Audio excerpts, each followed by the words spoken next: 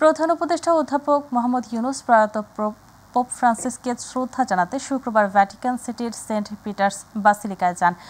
অন্ত্যেষ্টিক্রিয়ার আগে প্রয়াত পোপের মরদেহ এখানে রাষ্ট্রীয় মর্যাদায় শায়িত রাখা হয়েছে। প্রধান উপদেষ্টার প্রেস উইং থেকে পাঠানো এক বিজ্ঞপ্তিতে এ তথ্য জানানো হয়। প্রয়াত পোপ ফ্রান্সিস অধ্যাপক মোহাম্মদ ইউনূসের কাজের দারুণ ভক্ত ছিলেন এবং তার কাজের ভূয়সী প্রশংসা করতেন। বিশেষ করে বিশ্বজুড়ে প্রান্তিক জনগোষ্ঠীর জন্য অধ্যাপক ইউনূসের কর্মযোগ্য এবং তার ৩-০ দৃষ্টিভঙ্গি, যেখানে কোনো বেকারত্ব, দারিদ্র্য এবং কার্বন নিঃসরণ থাকবে না, এর প্রশংসা করতেন। রোমের ভ্যাটিকানে তিনি ২০০৬ সালে শান্তিতে নোবেল বিজয়ীর সঙ্গে যৌথভাবে ৩-০ উদ্যোগ চালু করেছিলেন। সংস্কার নিয়ে ঐকমত্য কমিশনের সঙ্গে মতবিনিময় করবে বাংলাদেশ জামাত ইসলামী। জাতীয় সংসদ ভবনের এলডি হলে মতবিনিময় শুরু হওয়ার কথা রয়েছে। জানা গেছে, বৈঠকে জামাতে ইসলামীর নেতৃত্ব দেবেন নায়েবে আমির ও সাবেক সংসদ সদস্য ডাক্তার সৈয়দ আবদুল্লাহ মাহমুদ তাহের। পরে সংবাদ সম্মেলনে বিস্তারিত জানাবে জামাতের প্রতিনিধি দলটি। এর আগে গত ২০ মার্চ সংখ্যানুপাতিক নির্বাচন ও ২ কক্ষের সংসদের দাবি জানিয়ে জাতীয় ঐকমত্য কমিশনের কাছে লিখিত প্রস্তাব জমা দেয় জামাত ইসলামী। সে সময় সংবিধান, জনপ্রশাসন, বিচার বিভাগ, নির্বাচন কমিশন সহ বেশ কিছু বিষয়ে মতামত দেওয়া হয়। নির্দিষ্ট সময়ে নিরপেক্ষ নির্বাচনের জন্য যতটুকু সময় দরকার তা সরকারকে জামাতে দিতে চায় বলেও জানান দলটির নেতারা। রাজধানী ঢাকা এবং আশপাশের অঞ্চলে আজও তীব্র গরম অনুভূত হতে পারে। আবহাওয়া অধিদপ্তর জানিয়েছে, আজকের দিনটিতেও বৃষ্টির কোনো সম্ভাবনা নেই এবং আবহাওয়া থাকবে একেবারে শুষ্ক। ফলে গরমের তীব্রতা থেকে রাজধানীবাসীর স্বস্তি মিলবে না। আজ সকালে দেওয়া ৬ ঘন্টার পূর্বাভাসে বলা হয়েছে, আকাশ থাকবে পরিষ্কার। এ সময় দক্ষিণ ও দক্ষিণ পশ্চিম দিক থেকে ঘন্টায় ১০ থেকে ১৫ কিলোমিটার বেগে বাতাস প্রবাহিত হতে পারে। সেই সঙ্গে দিনের তাপমাত্রা প্রায় অপরিবর্তিত থাকতে পারে। পূর্বাভাসে আরও জানানো হয়েছে, আজ সকাল ৬টায় ঢাকার তাপমাত্রা ছিল ২৮.৮ ডিগ্রি সেলসিয়াস, যেখানে বাতাসের আর্দ্রতার পরিমাণ ছিল ৭৯%। এ সময় সর্বনিম্ন তাপমাত্রা ছিল সর্বনিম্ন ২৮.৫ ডিগ্রি সেলসিয়াস। চলমান প্রচণ্ড তাপদাহ আর ভ্যাপসা গরম আরও কয়েকদিন অব্যাহত থাকবে বলে জানিয়েছে আবহাওয়াবিদ ডক্টর মোহাম্মদ আবুল কালাম মল্লিক।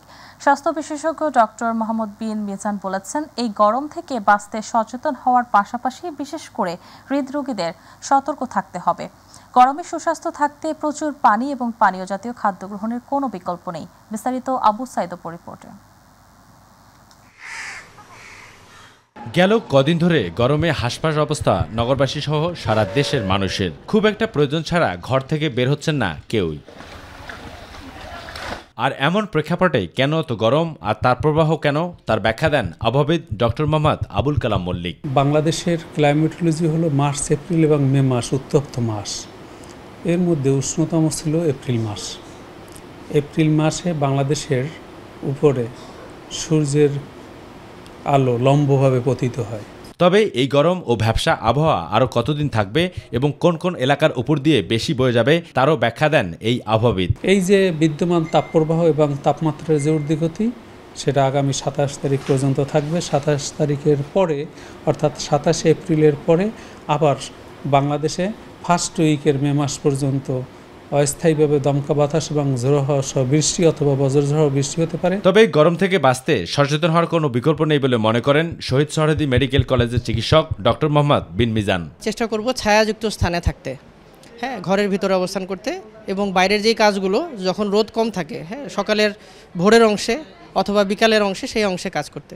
বিশেষ করে ডায়াবেটিস, হাইপার টেনশন এবং আপনার কিডনি, লিভারে বিভিন্ন অসুখে যারা আক্রান্ত, সেই সমস্ত রোগীদের ক্ষেত্রে এই ক্ষেত্রে বিশেষ সতর্কতা অবলম্বন করা দরকার। প্রচুর পরিমাণে পানি জাতীয় তরল খাবার আমরা গ্রহণ করব। আবু সাইদ, মাই টিভি, ঢাকা। কুষ্টিয়া শহরের থানাপাড়া, আমলাপাড়া ও চর এলাকা যেন এক মাদকের স্বর্গরাজ্য, যেখানে দিন রাত চলে মাদক বেচাকেনা ও সেবন। শহরবাসীর অভিযোগ, প্রশাসনের ছত্রছায়ায় চলে এসব কারবার। এলাকায় কেউ প্রতিরোধ করলে তার উপর নেমে আসে হামলা ও মামলা। এমন পরিস্থিতিতে চরম হুমকির মুখে পড়েছে নারী, শিশু ও শিক্ষার্থীরা। প্রতিনিধি আব্দুর রাজ্জাক বাচ্চুর রিপোর্ট, জানাচ্ছেন জুবার রহমান। কুষ্টিয়া শহরের প্রাণকেন্দ্রে অবস্থিত থানাপাড়া, আমলাপাড়া ও চর এলাকায় প্রায় ২০,০০০ মানুষের বসবাস। এসব এলাকায় দিনরাত চলছে গাঁজা, মদ, ফেনসিডিল, ইয়াবা সহ যে কোনো ধরনের মাদকদ্রব্য বিক্রয় ও সেবন।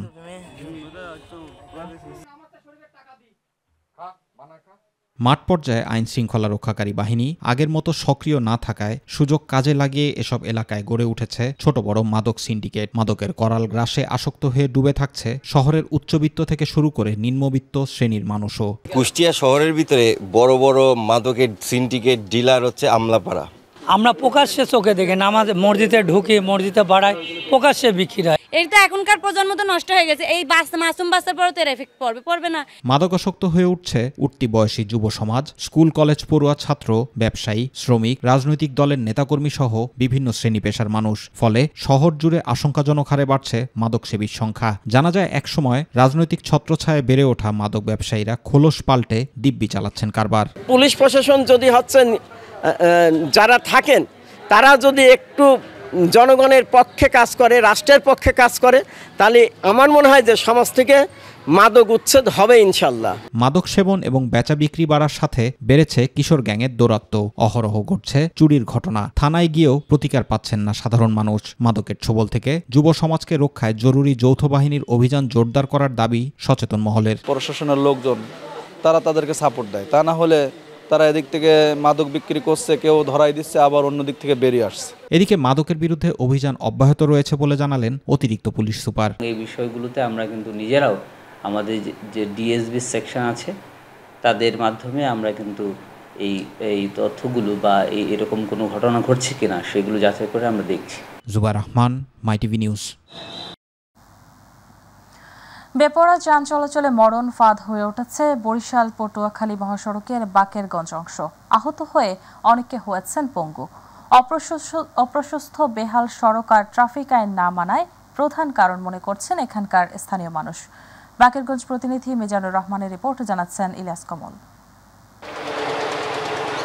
বরিশাল পটুয়াখালী ও কুয়াকাটা মহাসড়কের বাকেরগঞ্জ অংশের সড়কে দিন দিন বাড়ছে সড়ক দুর্ঘটনা। সংকীর্ণ সড়ক, ফুটপাত দখল ও যত্রতত্র পার্কিং ও অন্যান্য জিনিস রাখায় আরও সংকীর্ণ হয়ে উঠেছে রাস্তা। পদ্মা সেতু চালু হওয়ার পর এই সড়কে যানবাহনের চাপ বেড়েছে দ্বিগুণ, অথচ বাকেরগঞ্জ অংশে রাস্তার প্রশস্ততা বাড়েনি। ফলে ঝুঁকিপূর্ণ হয়ে উঠেছে এই পথ। সমস্যার সমাধান চান স্থানীয়রা। গাড়ি বেড়ে গেছে, রাস্তা বাড়ে না, এই জন্য মানুষের দুর্ঘটনা বেশিরভাগ দক্ষিণ অঞ্চলে বেশি হচ্ছে। ঢাকার যে রাস্তাটা আরো প্রশস্ত হওয়া উচিত। বাম সাইডে ট্রাক রাখে, সিএনজি আলফা অটো রাখে, এই জন্যই বেশিরভাগ সড়ক দুর্ঘটনা। রাস্তায় অবৈধ যানবাহন ও স্থাপনা থাকার ঘটনা নিয়মিত নয় বলে দাবি করেছেন ট্রাফিক পুলিশ। এটা দু একটা বিচ্ছিন্ন ঘটনা। রাস্তার দু এক জায়গায় দেখা যায় যে ট্রাক থামিয়ে গাছ লোড আনলোড করতেছে। তো দেখা যাচ্ছে আমাদের যেটা সামনে পড়ে আমরা অবশ্যই সেটা ব্যবস্থা নিচ্ছি। মহাসড়ক ও ফুটপাত দখল করে গড়ে ওঠা অবৈধ স্থাপনা ও অস্থায়ী ব্যবসা বন্ধে শিগগিরই অভিযান চালানো হবে। পাশাপাশি বাকেরগঞ্জ অংশের সড়ক প্রশস্ত করার বিষয়ে রোডস এন্ড হাইওয়ের ঊর্ধ্বতন কর্তৃপক্ষের সাথে যোগাযোগ করা হবে জানিয়েছে স্থানীয় প্রশাসন। অভিযান আমরা পরিচালনা করছি, এটা অব্যাহত থাকবে। পাশাপাশি আমরা আমাদের রোডস এন্ড হাইওয়েসে যে এক্সএম মহোদয় আছে তার সাথে আলোচনাপূর্বক আমরা সড়কটা যাতে প্রসারিত করা যায়। ইলিয়াস কমল, মাই টিভি। এবার আমাদের কৃষি।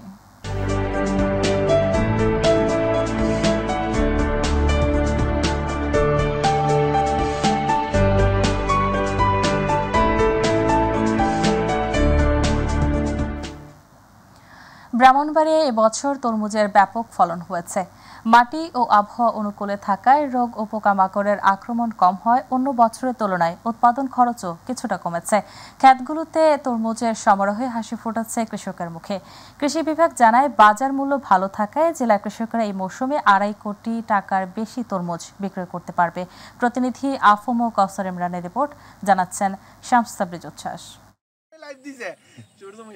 ব্রাহ্মণবাড়িয়ায় 2-3 বছর আগ থেকে শুরু হয় বাণিজ্যিকভাবে তরমুজ চাষ। লাভবান হওয়ায় দিন দিন কৃষকেরা ঝুঁকছেন তরমুজ চাষে। এ অঞ্চলের সম্ভাবনাময় ফসল হিসেবে দেখা দিয়েছে তরমুজ।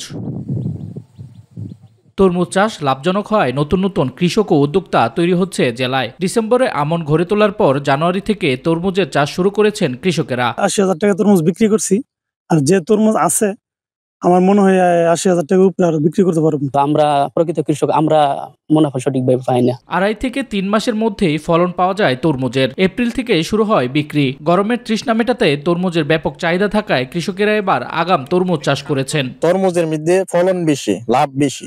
অনেক ভালো হয়েছে ভাইয়ের তরমুজ। আমি সামনে আল্লাহ যদি বাঁচা তরমুজ করব। কৃষি বিভাগ বলছে চলতি মৌসুমে জেলায় 26 হেক্টর জমিতে তরমুজের আবাদ হয়েছে। গত কয়েক বছরের চেয়ে বেশি লাভবান হবেন কৃষকেরা। আমরা কৃষকদেরকে পরামর্শ দিয়ে তরমুজ চাষ করেছি। আমরা আশা করতেছি যে এর চাষাবাদ দিন দিন বৃদ্ধি পাবে। এই বছর রেকর্ড সংখ্যক প্রায় 26 হেক্টর জমিতে তরমুজের আবাদ হয়েছে। সামনের দিনগুলোতে কিন্তু তরমুজের আবাদ আরো ব্যাপক বৃদ্ধি পাবে। আমরা কৃষককে উদ্বুদ্ধ করছি একটা লাভজনক ফসল। জেলায় চলতি মৌসুমে তরমুজের ফলন ভালো হয় কৃষকরা যেমন লাভবান হবে, তেমনি তাদের দেখে নতুন নতুন কৃষক ও উদ্যোক্তা তৈরি হবে বলে আশা সকলের। শামস তাবরিজ উচ্ছ্বাস, মাই টিভি নিউজ ডেস্ক। এবার গ্রাম বাংলার খবর।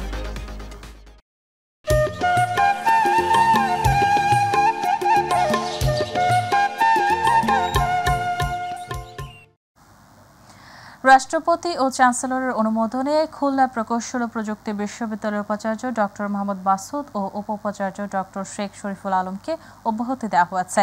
শুক্রবার শিক্ষা মন্ত্রণালয় থেকে এ সংক্রান্ত পৃথক পৃথক প্রজ্ঞাপন জারি করা হয়। এতে সিনিয়র সহকারী সচিব ASM কাশেম সই করেন। ভিসিকে অব্যাহতি দেওয়ার প্রজ্ঞাপনে বলা হয়, রাষ্ট্রপতি ও চ্যান্সেলরের অনুমোদনক্রমে খুলনা প্রকৌশল ও প্রযুক্তি বিশ্ববিদ্যালয় আইনে ভাইস চ্যান্সেলর পদে ইতোপূর্বে নিয়োগকৃত অধ্যাপক ডক্টর মোহাম্মদ মাসুদকে তার নিজ বিভাগে প্রত্যাবর্তনের নিমিত্ত ভাইস চ্যান্সেলর পদের আদেশ প্রত্যাহারপূর্বক তাকে উক্ত পদ থেকে অব্যাহতি প্রদান করা হয়। অপর প্রজ্ঞাপনে বলা হয়, রাষ্ট্রপতি ও চ্যান্সেলরের অনুমোদনক্রমে খুলনা প্রকৌশল ও প্রযুক্তি বিশ্ববিদ্যালয় আইনে প্রো ভাইস চ্যান্সেলর পদে ইতোপূর্বে নিয়োগকৃত অধ্যাপক ডক্টর শেখ শরীফুল আলমকে তার নিজ বিভাগে প্রত্যাবর্তনের নিমিত্ত প্রো ভাইস চ্যান্সেলর পদের আদেশ প্রত্যাহারপূর্বক তাকে উক্ত পদ থেকে অব্যাহতি প্রদান করা হয়। সাভার বিরুলিয়া ইউনিয়নের কালিয়াকোর এলাকার একটি বাঁশ ঝাড় থেকে ঝর্ণা আক্তার নামে এক নারীর মরদেহ উদ্ধার করেছে পুলিশ ধারণা করছে তাকে শ্বাসরোধ করে হত্যার পর এই এলাকায় এনে ফেলে দেওয়া হয়েছে। নিহত ঝর্ণা নারায়ণগঞ্জের ২৫০০ এলাকা থানার ৯ নম্বর ওয়ার্ডের নুরুল হকের মেয়ে। শুক্রবার বাঁশের ঝাড়ের ভেতরে নারীর মরদেহ পড়ে থাকতে দেখে স্থানীয়রা পুলিশে খবর দিলে পুলিশ এসে উদ্ধার করে নিয়ে যায় মরদেহ। এ সময় মুখমণ্ডল রাসায়নিক পদার্থ দিয়ে বিকৃত করা এবং অর্ধনগ্ন অবস্থায় পেয়েছে বলে জানিয়েছে পুলিশ। হেফাজতে ইসলামের যুগ্ম মহাসচিব মামুনুল হক বলেছেন, ডক্টর ইউনূসের ভেরিফাইড ফেসবুক পেজ থেকে প্রতিশ্রুতি ব্যক্ত করা হয়েছে এই নারী কমিশনের প্রস্তাবনাকে যত দ্রুত সম্ভব বাস্তবায়ন করার, অর্থাৎ তারা আল্লাহর কোরআনের আইনকে এ দেশ থেকে উৎখাত করবেন। এই প্রতিশ্রুতি দিয়েছেন, অঙ্গীকার করেছেন ডক্টর ইউনূস। এরপরও ডক্টর ইউনূসের বিরুদ্ধে কড়া কথা বলে অনেকের নাকি কষ্ট লাগে। শুক্রবার নারায়ণগঞ্জের চাষারা কেন্দ্রীয় শহীদ মিনারে আয়োজিত গণজামায়াতে প্রধান আলোচক হিসেবে উপস্থিত হয়ে তিনি এসব কথা বলেন।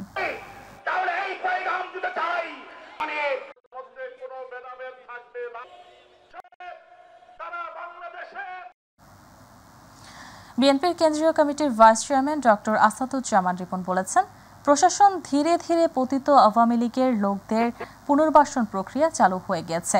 সরকারের মধ্যে নানাভাবে কখনো উপদেষ্টার বিশেষ সহকারী নামে আওয়ামী লীগের পুনর্বাসন হচ্ছে। শুক্রবার মুন্সিগঞ্জ লোহজং উপজেলার মুন্সিগঞ্জের লোহজং উপজেলার শিমুলিয়া ঘাটে আয়োজিত এক নাগরিক সমাবেশে প্রধান বক্তার বক্তব্যে তিনি এসব কথা বলেন। সারা দেশে অবৈধ বালু উত্তোলন বন্ধ, নদী শাসন এবং শিমুলিয়া ঘাটে আন্তর্জাতিক কন্টেইনার পোর্ট স্থাপন সহ 11 দফা দাবিতে এই নাগরিক সমাবেশের আয়োজন করা হয়।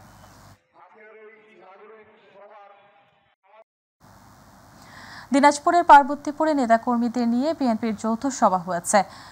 মনমথপুর ইউনিয়ন বিএনপির উদ্যোগে শুক্রবার দাগলাগঞ্জ স্কুল মাঠে সভার আয়োজন করা হয়।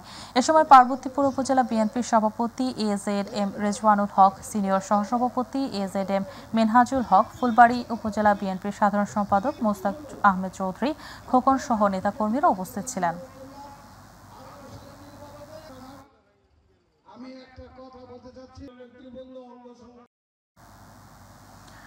ঐতিহাসিক সোহরাওয়ার্দী উদ্যানে মহাসমাবেশ সফলভাবে বাস্তবায়নের লক্ষ্যে লক্ষ্মীপুরে হেফাজতে ইসলামের বিক্ষোভ মিছিল সমাবেশ হয়েছে। গতকাল লক্ষ্মীপুর সদর উপজেলা হেফাজতে ইসলামের উদ্যোগে একটি বিক্ষোভ মিছিল বের হয়ে শহরের গুরুত্বপূর্ণ সড়ক প্রদক্ষিণ করে উত্তর চৌমুহনীস্থ আফনান চত্বরে সমাবেশে মিলিত হয়। সদর উপজেলা হেফাজতে ইসলামের সভাপতি হাফেজ জহিরুল ইসলামের সভাপতিত্বে সমাবেশে সাধারণ সম্পাদক আহম নোমান সিরাজি, সাংগঠনিক সম্পাদক মাওলানা জহির উদ্দিন সহ হেফাজতে ইসলামের লক্ষ্মীপুরের বিভিন্ন পর্যায়ের নেতৃবৃন্দ উপস্থিত ছিলেন।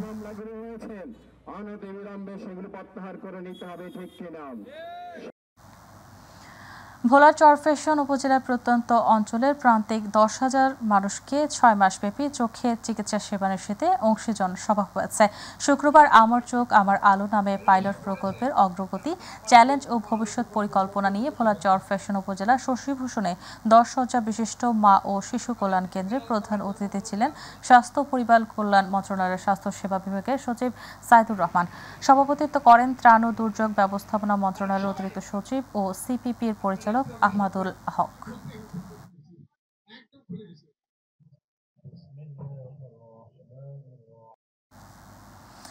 জনপ্রিয় সঙ্গীত শিল্পী হাবিব ওয়াহিদ ও তার বাবা কিংবদন্তি শিল্পী ফেরদৌস ওয়াহিদ প্রায় 15 বছর পর নিজ গ্রামে মুন্সিগঞ্জের শ্রীনগর উপজেলার দক্ষিণ পাইকশা দাসমণি মাঠে এক মনোমুগ্ধকর কনসার্টে অংশ নেন। শুক্রবার সন্ধ্যা থেকে রাত 11টা পর্যন্ত চলে এই বর্ণাঢ্য অনুষ্ঠান। কনসার্টে শুধু হাবিব ও ফেরদৌস ওয়াহিদ নয়, গান ও নাচ পরিবেশন করেন এক ঝাঁক তরুণ শিল্পীও। পুরো মাঠ কানায় কানায় পূর্ণ হয়ে যায় দর্শকে, এমনকি আশপাশের রাস্তাও ভরে ওঠে জনসমুদ্রে।